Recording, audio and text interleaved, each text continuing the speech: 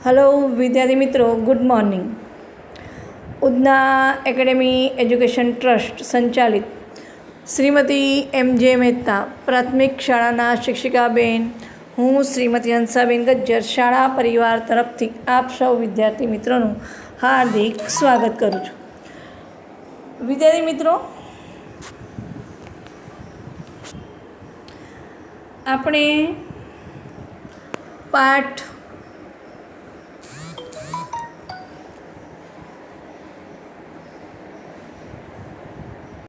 વિદ્યાર્થી મિત્રો આપણે ચિત્રપાઠ 1 ચબૂતરો એના સ્વાધ્યાય ચબૂતરા વિશે માહિતી એ પૂર્ણ થઈ ગયું। ત્યાર પછી પર્વત તારા કાવ્યની સમજૂતી, કાવ્યનું સ્વાધ્યાય અને ગયા તાસમાં કાવ્યના વિશેષ પ્રશ્નો પીડીએફ દ્વારા મેં તમને મોકલ્યા છે। તો દરેક વિદ્યાર્થી આ નોટમાં પૂર્ણ કરવાનું છે અને લેસન બુધવાર અને શનિવારે જ બતાવવાનું છે। એ સિવાય જો તમે લેસન બતાવશો વચ્ચે કોઈ દિવસ તો એ ખોલીને જોવામાં આવશે નહીં। એટલે આ વસ્તુ ખાસ ધ્યાન રાખજો કે તમારે બુધવાર અને શનિવારે જ લેસન મોકલવાનું, કારણ કે તે વખતે અમે ખોલીને બધું લેસન જોઈએ છે અને જે વિદ્યાર્થી મોકલે છે એના નોટમાં નામ લખાય છે। તો અને લેસન મોકલો એટલે તમારું નામ અને ધોરણ ચોક્કસ લખવાનું, નામ, ધોરણ અને વર્ગ, આ 3 વસ્તુ ચોક્કસ લખવાની અને દરેક વિદ્યાર્થીઓએ લેસન પૂર્ણ કરવાનું। તો વિદ્યાર્થી મિત્રો, આપણું 1 અને 2 આ બધું પૂર્ણ થઈ ગયું છે। હવે આપણે પાઠ 3 આવ્યા છે, મહેનતનો રોટલો। હવે આ મહેનતનો રોટલો એ પાઠ 3 છે અને સૌપ્રથમ આપણે એના લેખકનો પરિચય મેળવીશું અને ત્યારબાદ પાઠની સમજ મેળવીશું। તો સૌપ્રથમ આપણે શરૂ કરીએ પાઠ 3 મહેનતનો રોટલો। વિદ્યાર્થી મિત્રો, સૌપ્રથમ પાઠ 3 મહેનતનો રોટલો એના લેખકનો પરિચય આપણે મેળવીએ। લેખક છે શ્રી પન્નાલાલ પટેલ। આ પન્નાલાલ પટેલનો ફોટો અહીં તમને દર્શાવવામાં આવ્યો છે। લેખક છે શ્રી પન્નાલાલ પટેલ। હવે આપણે એના વિશેની સમજ મેળવીએ। નામ છે શ્રી પન્નાલાલ પટેલ। તેમનો જન્મ ઈસવીસન 1912માં થયો હતો। તેમનું જન્મસ્થળ હતું રાજસ્થાનનું માંડવી ગામ અને તેમનું અવસાન થયું ઈસવીસન 1988માં। લેખક શ્રી પન્નાલાલ પટેલે મળેલા જીવ અને માનવીની ભવાઈ જેવી નવલકથાઓ લખી છે, જેના કારણે તેમને રણજીતરામ સુવર્ણચંદ્રક અને ભારતીય જ્ઞાનપીઠ જેવા પુરસ્કારો મળ્યા છે। જો વિદ્યાર્થી મિત્રો, પન્નાલાલ પટેલની આ 2 નવલકથા ખૂબ જ પ્રખ્યાત છે, તમને મળે તો તમે જરૂરથી એને વાંચજો। એ છે મળેલા જીવ અને માનવીની ભવાઈ ને આ 2 નવલકથાઓ એમને લખી હતી, એને કારણે એમને રણજીતરામ સુવર્ણચંદ્રક અને ભારતીય જ્ઞાનપીઠ જેવા એવોર્ડો પ્રાપ્ત કર્યા હતા। તો આ હતો વિદ્યાર્થી મિત્રો લેખકનો પરિચય। હવે આપણે પાઠ શીખીશું, પાઠ 3 મહેનતનો રોટલો।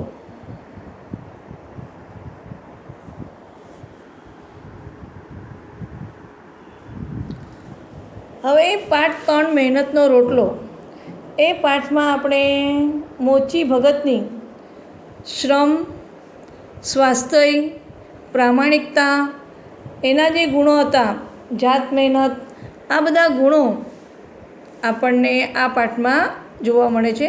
આ એક બહુ સરસ વાર્તા છે મોચી ભગતની અને તમને બધાને પણ ખૂબ જ ગમશે। આ વાર્તા જેવો એક પાઠ છે અને વાર્તા સાથે આ પાઠમાંથી આપણને બોધ પણ મળે છે, એટલે આ એક પાઠનો પ્રકાર છે બોધકથા। કાશી નગરીમાં એક મોચી રહેતો હતો। તે બહુ પ્રામાણિક હતો, કેમ કે કાશી નગરીમાં એક મોચી રહેતો હતો અને મોચી બહુ પ્રામાણિક હતો। પ્રામાણિક એટલે ઈમાનદારી, પ્રામાણિકતા એટલે ઈમાનદારી અને પ્રામાણિક એટલે ઈમાનદાર। સંતોષી પણ એટલો જ, કેમ કે કાશીનગરનો જે મોચી હતો એ બહુ પ્રામાણિક હતો અને ખૂબ સંતોષી હતો। એકવાર એક સાધુ આવી મોચીને પૂછવા લાગ્યા, મોચી ભગત, મારા પગના પગરખાનું શું પડ્યું? એક દિવસ એક સાધુ મહારાજા મોચી પાસે આવ્યા અને પૂછવા લાગ્યા કે ભાઈ મારા પગરખાનું શું લેશો એમ. પગરખા એટલે આપણે જોડા, બૂટ અથવા એનું બીજું છે પગરખા એટલે પગનું રક્ષણ કરનાર. બીજા અર્થમાં આપણે એને ચપ્પલ, જોડા, બૂટ એવું પણ કહીએ છીએ. તો એમ કે મારા પગરખાનું તમે શું લેશો, એટલે કે પગરખાની કિંમત શું છે? મોચીએ કહ્યું, મારી પાસે સીવેલા તૈયાર નથી મહારાજ. એમ કહે છે કે મારી પાસે અત્યારે સીવેલા તૈયાર નથી એમ કે. સાધુ કહે, સીવી દો તો શું લો? તમે મને મારા માપથી સીવી આપો તો શું લો? મોચીએ કહ્યું, 1.5 રૂપિયો. મોચીએ કેટલા રૂપિયા કહ્યું વિદ્યાર્થી મિત્રો? 1.5 રૂપિયો. 1.5 રૂપિયો એટલે 1 રૂપિયો અને 50 પૈસા. હવે અત્યારે તો આપણે બજારમાં જઈએ, આપણા માપના અને આપણા નંબરના જેટલા જોઈએ એટલા બૂટ, ચપ્પલ આપણે ખરીદી શકીએ છીએ. પણ પહેલાંના જમાનામાં આવું હતું નહીં. મોચીઓ પાસે જઈ માપ આપતા અને પછી મોચી એ માપ પ્રમાણે આપણે કહીએ એવા બૂટ, ચપ્પલ સીવીને આપણે આપતા હતા એમ કે. તો હવે એને મોચી ભગતે પગરખાના કેટલા રૂપિયા કહ્યા સાધુ મહારાજને વિદ્યાર્થી મિત્રો? 1.5 રૂપિયો. 1.5 રૂપિયો એટલે 1 રૂપિયા 50 પૈસા. હવે આગળ જોઈએ વિદ્યાર્થી મિત્રો.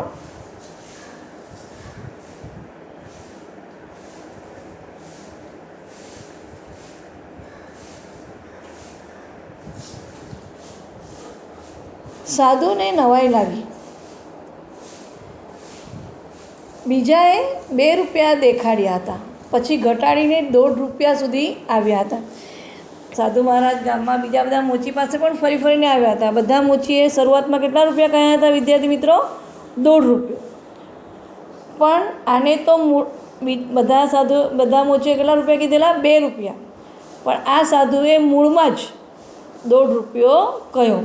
મૂળમાં જ એટલે આના અર્થમાં થાય, પાઠના અર્થમાં શરૂઆતમાં જ, પહેલેથી જ, ઘટાડ્યા બટાડ્યા નહીં, પહેલેથી જ એને કેટલા રૂપિયા કહી દીધા? 1.5 રૂપિયો. આગળ બીજા બધા મોચીઓને પૂછેલું તો મોચીએ 2 રૂપિયા કીધેલા, પણ ઘટાડીને પછી 1.5 રૂપિયો કર્યો હતો. સાધુએ પૂછ્યું, 1.5 તો કહેવાનો, પણ લેવાના કેટલા? એમ કે તમે 1.5 રૂપિયા તો કહો છો, પણ એમ કે લેશો કેટલા રૂપિયા? એમ કે મોચી સાધુ સામે જોઈ હસવા લાગ્યો.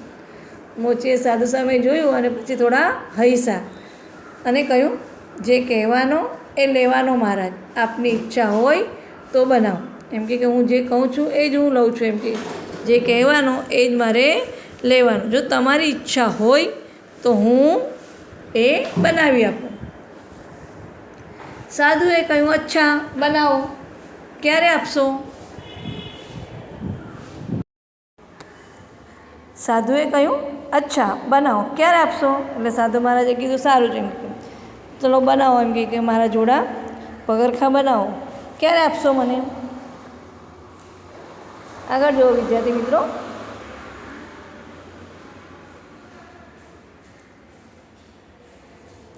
મોચી બોલ્યા, પરમ દિવસે, આ વખતે. એમ કે પરમ દિવસે આ સમયે જાવજો એટલે તમારા જોડા તમને તૈયાર મળશે. સાધુ કહે, જરૂર હો, મારે પરમ દિવસે સાંજે જવું છે, માટે ઢીલ ન થાય. એટલે સાધુ મહારાજે મોચી ભગતને કીધું કે ભાઈ પરમ દિવસે તો મારે અહીંથી જવાનું જ છે. એમ કે એટલે ચોક્કસ આપજો. એમ કે ઢીલ ન થાય. એમ કે ઢીલ એટલે વિલંબ. એમ કે મોચી કહે, જાઓ કે ન જાઓ, પરમ દિવસે તમને આ વખતે જરૂર મળી જશે. મોચી કહે, તમારે પરમ દિવસે અહીંથી જાઓ કે ન જાઓ, પણ મેં કીધું છે એ પ્રમાણે તમને પરમ દિવસે તમારા સમયે તમને બૂટ મળી જશે. પણ સાધુને મોચીના વાયદા પર વિશ્વાસ નહોતો.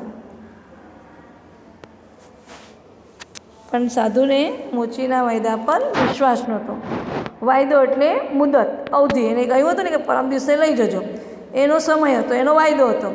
પણ સાધુ મહારાજને મોચીના વાયદા પર એને આપેલી મુદત, અવધિ, વાયદો એટલે એની પર એમને વિશ્વાસ નહોતો.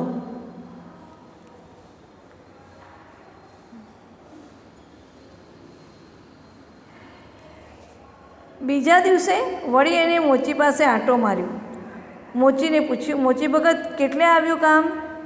એટલે સાધુ મહારાજને મોચીના વાયદા પર વિશ્વાસ નહોતો, એટલે એને પરમ દિવસે બોલાવેલા, એક દિવસ છોડીને. પણ એને વાયદા પર વિશ્વાસ નહોતો, એટલે બીજે જ દિવસે સાધુ મહારાજ મોચી ભગત પાસે પહોંચી ગયા અને કહેવા લાગ્યા કે મોચી ભગત મારું કામ કેટલે આવે? એમ કે આંટો માર્યો એટલે એક જગ્યાએથી બીજી જગ્યાએ જવું. પણ અહીં પાઠની દૃષ્ટિએ તપાસ કરવાની ગયા. આંટો મારવા ગયો એટલે એક જગ્યાએ બીજી જગ્યાએ જવું એવું થાય, પણ પાઠની અંદર આનો અર્થ થાય છે તપાસ કરવી. કારણ કે સાધુ મહારાજ તપાસ કરવા ગયા કે ભાઈ એના બૂટ સીવવા આપ્યા છે, પગર ખાતે ક્યાં સુધી પહોંચ્યા. મોચીએ કહ્યું, બેફિકર રહો મહારાજ, વાયદો નહીં ચૂકું. એટલે મોચી ભગતે કહ્યું કે ભાઈ બેફિકર રહો, હું જે વાયદો કર્યો છે એ ચૂકીશ નહીં. બેફિકર એટલે નિશ્ચિંત રહો. એમ કે મેં જે તમને અવધિ આપી છે, મુદત આપી છે, એ હું ચૂકીશ નહીં. વાયદો ન ચૂકે એટલે આપેલો સમય તે ચોક્કસ હું આપીશ. એમ કે આપેલો સમય યાદ રાખો, એને કહેવાય છે વાયદો ન ચૂકવો. આ એક રૂઢિપ્રયોગ છે. છતાંય સાધુને શાંતિ ન વળી. ત્રીજા દિવસે સવારમાં જ વળી સાધુને વિચાર આવ્યો, લાવને જરા મોચીને ત્યાં આંટો મારું. એમ કે આટલું બધું મોચી ભગતે સાધુ મહારાજને કીધું, છતાં પણ સાધુ મહારાજના મનમાં શાંતિ વળી નહીં. એને ત્રીજે દિવસે સાંજે લેવા આવવા કીધેલું, પણ એ સવારે જ પહોંચી ગયા. લાવને જરા મોચીને ત્યાં આંટો મારીને આવો. પણ આ વખતે તો મોચીએ સાધુની કિંમત કરી. તેણે કહ્યું, પણ આ વખતે તો મોચીએ શું કર્યું? સાધુની કિંમત કરી. કિંમત કરવી એટલે કદર કરવી. અને કહ્યું,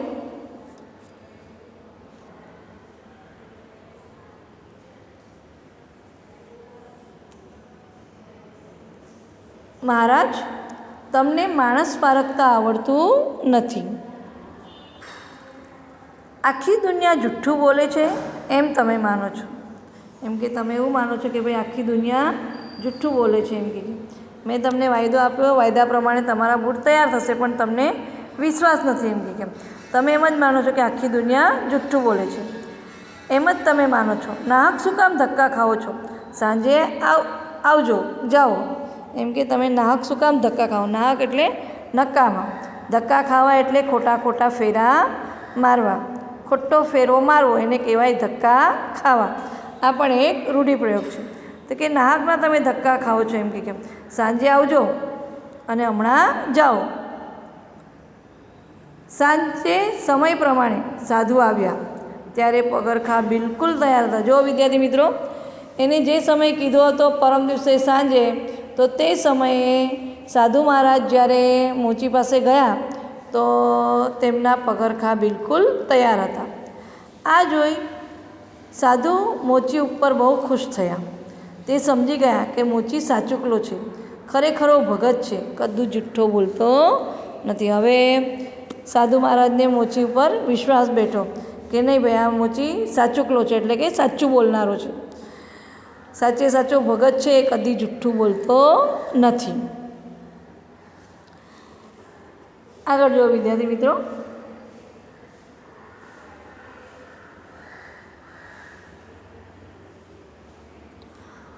સાધુએ તેને 2 રૂપિયા આપ્યા. મોચી પાસે છૂટા પૈસા ન હતા. આપણે જોઈ ગયા આગળ વિદ્યાર્થી મિત્રો કે પગરખાં કેટલા રૂપિયાના હતા? 1.5 રૂપિયાની કિંમત હતી, બરાબર ને? 1.5 રૂપિયો એટલે 1 રૂપિયા 50 પૈસા. પણ સાધુ મહારાજ પાસે 2 રૂપિયા હતા અને મોચી ભગતને આપવા માટે છૂટા 50 પૈસા હતા નહીં. તે પૈસા લઈને ઊભો થયો અને તેને સાધુને કહ્યું, જરાક ઊભા રહો મહારાજ, હું સામેની દુકાનેથી પચુરણ લઈને આવું છું. એટલે ઊભો થયો અને કહ્યું કે જરાક વાર ઊભા રહો, હું સામેની દુકાનેથી પચુરણ લઈને આવું છું. સાધુએ કહી, રહેવા દો ભગત, એટલા પૈસાની આપણા તરફથી તમાકુ બીજો. એટલે સાધુ મહારાજે કીધું, નથી જોઈતા મારે 50 પૈસા પાછા તમે એટલા પૈસાની તમાકુ પીજો. મોચીએ કહ્યું, હું તમાકુ પીતો નથી મહારાજ. એટલે મોચી ભગતે સામે કહ્યું કે હું તમાકુ પીતો નથી. તો આપણા તરફથી પગરખાં સીવવા માટેની દોરી લાવજો. સારું, તમે તમાકુ નથી પીતા ને, તો મારા તરફથી પગરખાં સીવવાની દોરી લઈ આવજો. ના મહારાજ, હરામનો પૈસો મને ન ખપે. મોચી સામેની દુકાને ગયો. પછી મોચી ભગતને કે ના ભાઈ, મને એવા હરામના પૈસા જોઈતા નથી. હરામનો એટલે મહેનત વગરનો મળેલો.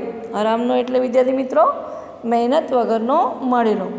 એમ કે મને એવો હરામનો પૈસો જોઈતો નથી. કે હરામનો એટલે મહેનત વગરનો મળેલો પૈસો. એમ કે એવો મહેનત વગરનો પૈસો મને જોઈતો નથી. એટલે મોચી ભગત સામેની દુકાને પરચુરણ લેવા ગયા.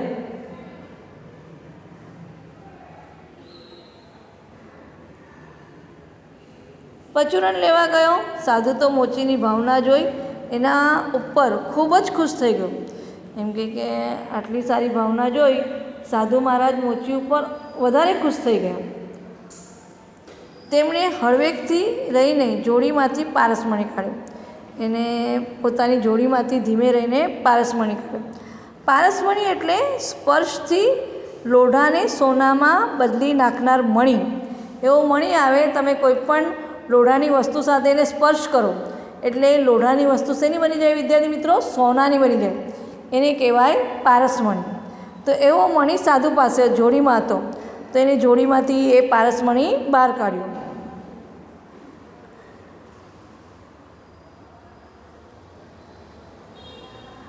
કોઈ જુએ નહીં એ રીતે મોચીના ઓજારોને પારસમણી ઘસી દીધા. બધા ઓજાર સોનાના થઈ ગયા. હવે એની પાસે એરણ, હથોડી, જે મોચી કામ કરતા હોય તે બધા લોખંડના ઓજારો હતા. તે બધા ઓજારો એને બધા ઓજારોને સ્પર્શ કર્યો પારસમણી એટલે લોખંડના એ બધા ઓજારો કેવા બની ગયા વિદ્યાર્થી મિત્રો? સોનાના બની ગયા. પછી તે મોચી પાસે ગયો. તેની પાસેથી પૈસા લેતી વખતે કહ્યું અને પાછો ત્યાં ઊભો નહીં રહ્યો. બધા સોનાના બનાવીને સામેની દુકાને જ્યાં મોચી ભગત છૂટા પૈસા લેવા ગયો ત્યાં સાધુ મહારાજ પહોંચી ગયા. અને તેની પાસેથી પૈસા લેતી વખતે પછી એને 50 પૈસા લીધા અને સાથે બોલ્યો, ભગત, મુઠ્ઠી ચણાના પૈસા પણ ભિક્ષા માટે આપશો તો ઈશ્વર તમારું ભલું કરશે. એટલે એમ કે મુઠ્ઠી ચણાના પૈસા તમે મને આપશો તો ઈશ્વર તમારું ભલું કરશે. મોચીએ ખિસ્સામાંથી 1 રૂપિયો આપતા કહ્યું, લો, 1 મુઠ્ઠી ચણામાં શું થશે? એટલે એને ખિસ્સામાંથી 1 રૂપિયો કાઢીને આપ્યો. જો વિદ્યાર્થી મિત્રો, 1 રૂપિયો કાઢીને સાધુ મહારાજને આપ્યો અને કહ્યું કે મુઠ્ઠી ચણાથી શું થશે એમ કે. અને એ રૂપિયો સાધુ મહારાજને આપી પોતાની દુકાન તરફ ચાલ્યો ગયો.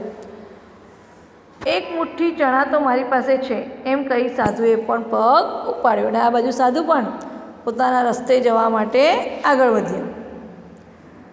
તો વિદ્યાર્થી મિત્રો, હજી પાઠ બાકી છે. આના પછીનું આપણે હવે બધા ઓજારો સોનાના થઈ ગયા તો મોચી ભગત શું કરે છે તે આપણે આના પછીના તાસમાં હવે જોશું. તો વિદ્યાર્થી મિત્રો, આ સાથે હવે હું રજા લઉં છું. આજે તમારે ઘરકામમાં ફક્ત પાઠ 3 મહેનતનો રોટલો એનો જે આપણે લેખકનો પરિચય કર્યો ને એ લેખકનો પરિચય નોટમાં પૂર્ણ કરવાનો છે. પાઠ પૂર્ણ થશે ત્યાર પછી આપણે શબ્દ સમજૂતી, ભાષા સજ્જતા, સ્વાધ્યાય એના પ્રશ્નો કરીશું. પણ પાઠ આપણો હજી અધૂરો છે. તો વિદ્યાર્થી મિત્રો, આ સાથે હવે હું રજા લઉં છું. ને લેસન માટે ખાસ યાદ રાખજો કે લેસન તમારે બુધવાર અને શનિવારે જ મૂકવાનું છે.